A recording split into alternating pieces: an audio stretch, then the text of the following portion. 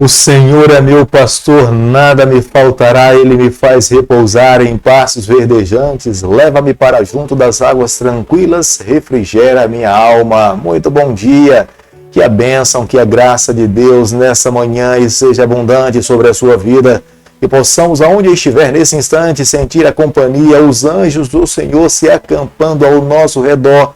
Não se esqueça, tudo é possível àquele que se coloca nas mãos de Deus, que crê no poder do Senhor. Viva uma vida vitoriosa hoje, na companhia, na presença do Senhor.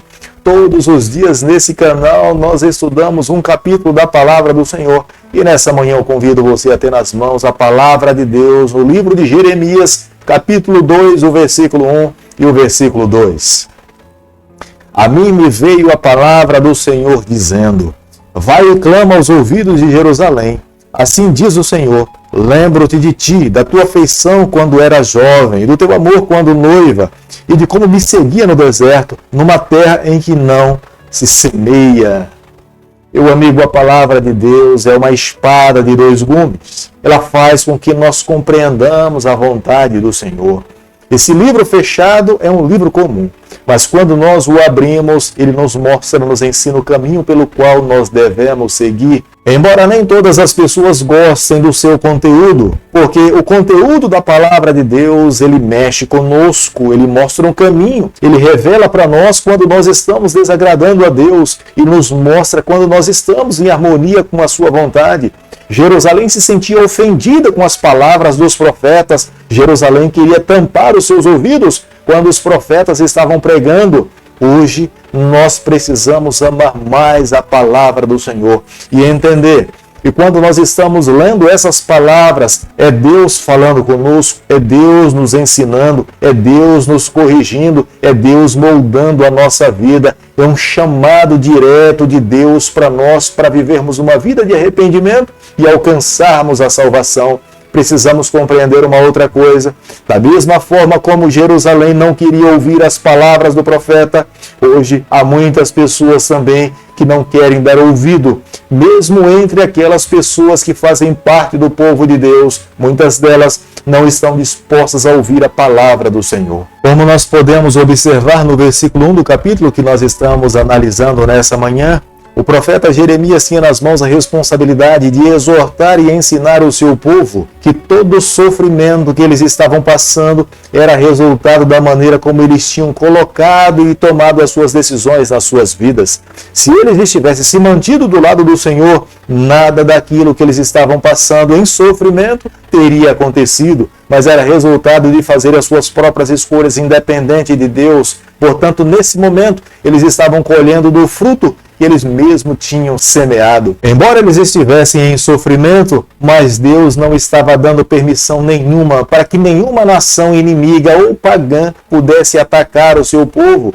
Deus agora se colocava em evidência, em questionamento. Se porventura eu fui infiel com vocês em algum momento, eu estou aqui, coloco a minha mão à palmatória para que vocês me mostrem o erro que eu cometi. Mas se foram vocês que caíram, falharam, negligenciaram a minha aliança, serei eu mesmo responsável para que possa levar vocês a viver uma vida em fidelidade. Os israelitas surgem a partir de um chamado de Deus. É Deus que toma a iniciativa em formar uma nação para representar o seu nome.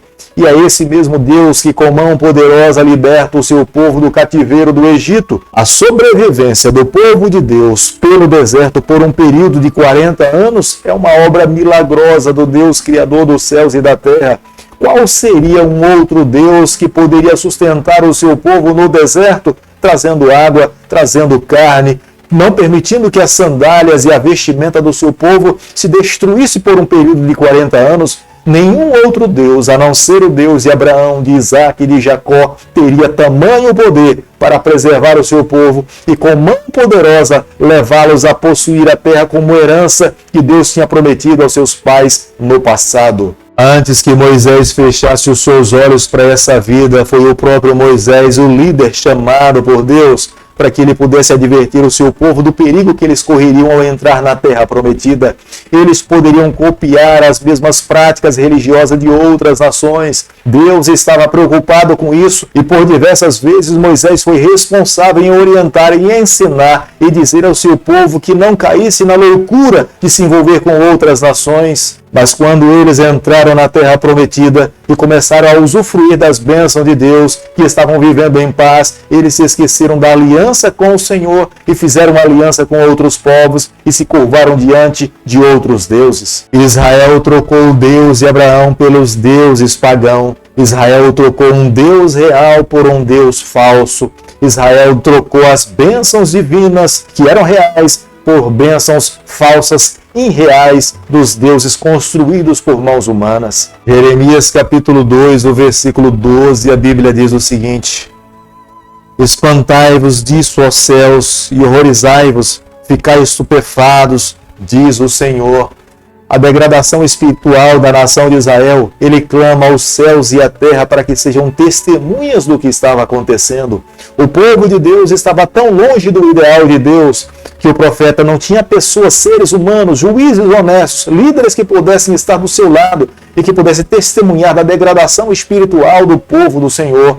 Ele agora, nesse instante, ele clama aos seres inanimados, os céus e a terra, para que eles sejam testemunha do que ele estava contemplando com os seus olhos. Quão longe o povo do Senhor tinha se tornado da vontade e do ideal de Deus, e eles seriam responsáveis por terem conduzido as suas próprias vidas por esse caminho. Como nós podemos observar no versículo 14 do capítulo que nós estamos analisando nessa manhã, Deus não tinha nenhuma alegria em saber que o seu povo estava vivendo em escravidão. Um escravo ele poderia surgir de duas formas: aquele que era nascido na casa do seu senhor e já tinha comprado seus pais, ou um escravo que era capturado de uma outra nação e este então agora exercia o domínio sobre aquele que tinha sido capturado e o escravizava. Mas o desejo de Deus, o sonho do Senhor, era que a nação de Israel não fosse escrava. Deus chamou o seu povo para que se tornasse uma nação livre. Eles tivessem liberdade para ir e voltar, tomar as suas próprias decisões, mas que jamais se esquecesse que os limites das suas decisões estavam nos princípios e nos propósitos de Deus para a sua vida. O amor de Deus para com seu povo se sobrepõe a todo tipo de sentimento que nós possamos conhecer nessa terra.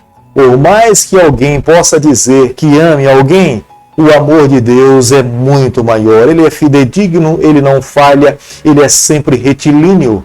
O desejo de Deus era que o seu povo pudesse usufruir do melhor da terra de Canaã, mas pelo fato de terem se esquecido do Senhor, terem dado as costas para Deus, era necessário que Deus permitisse que outras nações, e ele chama aqui agora no capítulo 2 do livro de Jeremias como sendo leões novos. Os inimigos viriam como leões novos, enfurecidos para atacar, para atingir o povo do Senhor, para que eles reconhecessem, abrissem os seus olhos e reconhecessem que há um Deus Criador, somente Ele é digno da nossa adoração. Embora Deus estivesse enviado o profeta Jeremias na plenitude do tempo para orientar o seu povo e ensinar o seu povo o caminho pelo qual eles deveriam seguir, o coração dos israelitas estava mais voltado para a adoração profana, pagã, do que reconhecer, viver uma vida de arrependimento, confessar os seus pecados e se voltar para Deus.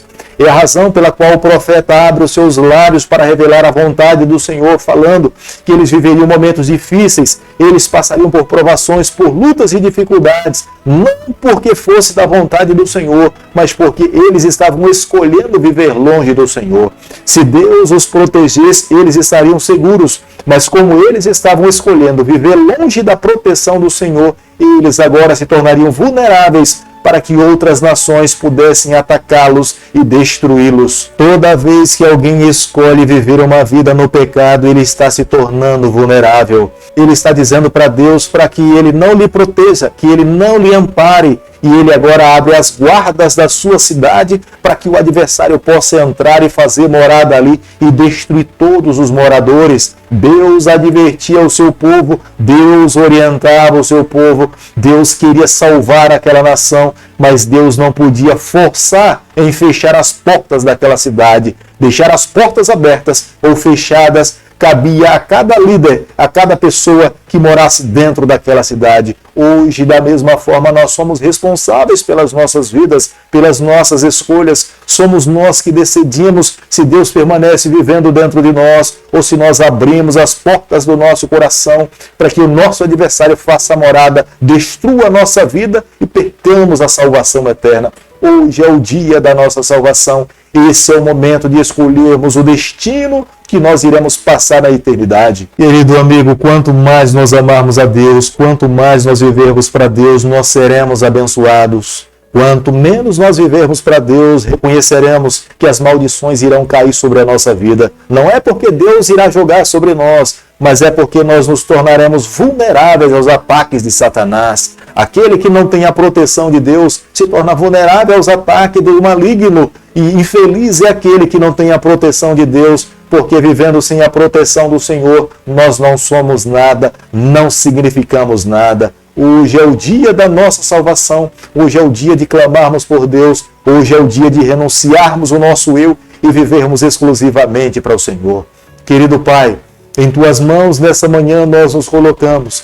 Queremos viver exclusivamente para o Senhor. Toma conta do nosso coração, perdoa os nossos pecados, nos conceda a graça de um dia podermos estar contigo nas mansões celestiais. É o nosso pedido e a nossa oração, e nós o fazemos em nome de Jesus.